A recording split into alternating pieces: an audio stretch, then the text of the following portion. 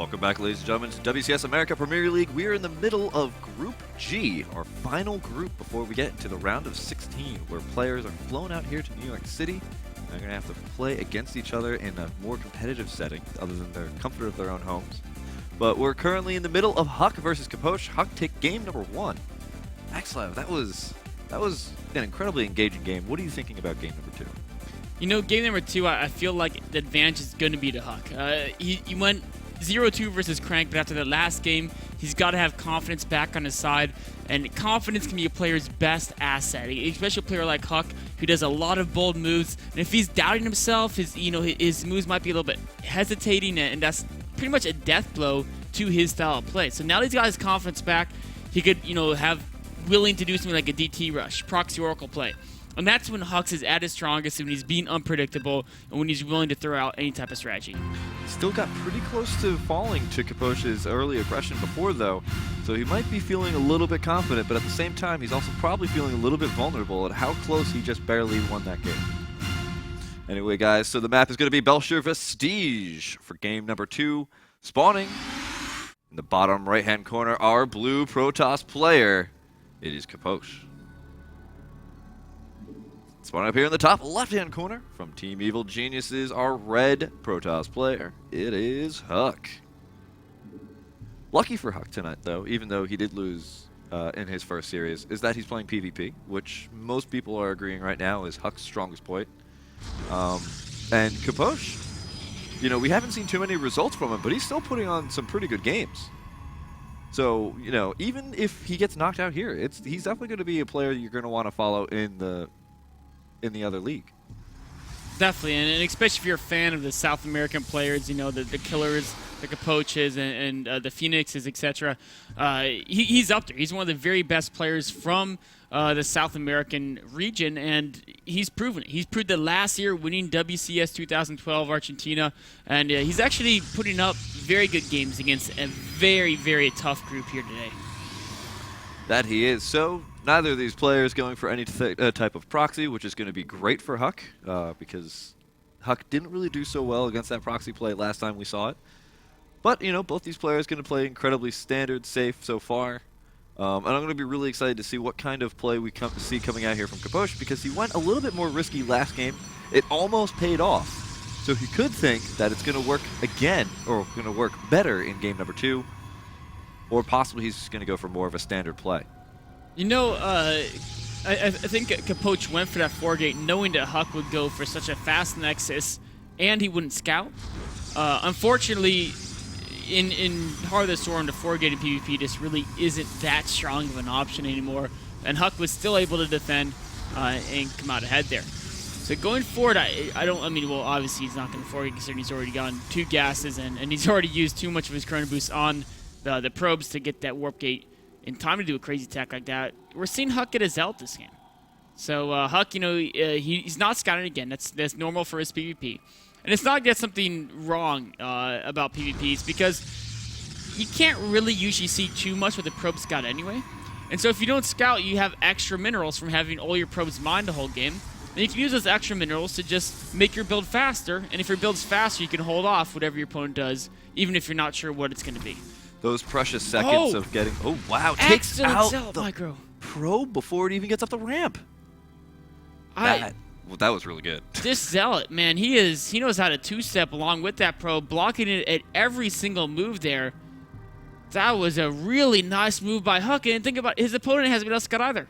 So his opponent lost the money from sending the probe across the map, but learned nothing except for the fact that Huck's Zealot is just basically a badass. Huck's Zealots have been doing some amazing work. They all deserve party hats. I think Huck deserves the party hat skin for his Zealots. He actually doesn't use the dark skin, which is pretty cool. But, his Zealots from last game, his Zealots from this game. This Zealot's actually even getting hits off on a Stalker. Yeah, this Zealot, he doesn't even care, man. Look at him. He's just like, I'm just going to charge right after you. You may be 4 times my size, Stalker, but I'm a Zealot. Unfortunately, that Stalker is going to be met with Stalker friends in a couple of seconds as the next set is going to come right out. He doesn't even care about his Stalkers. Wow, he's going to go straight for probes. Huck, you're Zealots. Oh, is he going to get second one? Oh. All right, so Kaposh with some pretty good micro. Not going to lose any of his probes. Okay, that was a little bit... I was holding my breath there. That one probe was looking really close to dying. This is a pretty unhappy Stalker. He's just kind of chilling in his little fort. He's like jiggling around. He's trying to escape. You know what? I think the Stalker's being punished for something. I'm not sure what yet, but... He's grounded. You're grounded, mister. You were supposed to be a Dragoon, but you came out as a Stalker. Huck's probes, they're so sneaky. Actually, both players, I don't even know what's going on here. There's pylons absolutely everywhere. Huck's going for DTs, by the way. Capoche going for a Stargate play. Huck needs to hit the force field correctly. He needs to keep the sentry alive so he can hit a second force field. Oh. Oof, Okay. That was close. If even one of those Stalkers got up, then he might have lost a sentry, and then he wouldn't have had that second force field ready, which is so important against an opponent who has as many units out on your side of the map as Capoche. But meanwhile, Capoche, no defenses, 4 Zealots walking in. This is why he's a Stalker here. The Zealots can't shoot it. It was all part of the plan all along. Of course, Huck hitting the next force field perfectly as well. We're putting more sentries to defend. It's like a photon cannon, but does half the damage per second, and it costs more. But it is going to eventually kill these Zealots.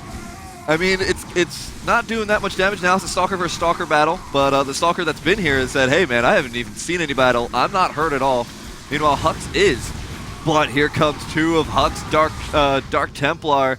As the Oracle is leaving the base, the Oracle's going to have to double back and use its detection. Sad Oracle. But Huck, he's got his Dark Templar. He's actually waiting for the Oracle to go farther. He saw the Oracle pop out, and so he waited till it gets halfway across the map. If it's halfway across the map, it's going to take a while for it to either get to his base to damage him, or to come home. And now Actually, the Dark Templar are going to bust the Stalker out.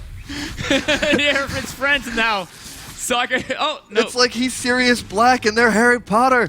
Breaking him out of Azkaban. Oh, but here comes the Oracle, going to be able to detect those 2 Dark Templar. And the Dark Templar say, that's okay. We're going to pair up. We're going to turn into an Archon, which is an incredibly scary. The Stalker, still very moody, stuck in the base still. This is looking so bad for Capoche. As soon as Huck's additional forces cross the map, Huck has such a big army advantage. The Archon there is just an immense bonus. Yes, the Archon takes a lot of damage here. It's not really weak against any of the units, and is actually able to start doing a lot of damage to the Oracles, the Zealots, and everything else. Huck comes in and goes straight for those Oracles so that now he can go back to DTs, and the DTs have nothing to detect them. Is he gonna? He's gonna free the Stalker! He really wants at this Stalker. DT slicing at that pylon. No, he's not. He's not. He's capitalizing it. Oh, there he goes. Finally busted it Oh, out. he locks it in again with force fields. Oh, wow. Poor Stalker. That poor Stalker. So close to being busted out of that prison. You know, Huck's kind of cruel in his own way to that Stalker. He's like, here, I'll let you free. Just kidding. I wonder if he noticed that. I wonder if he was saying, you know what? He clearly did. I'm gonna give it the glimpse of hope, and then just force field it in there.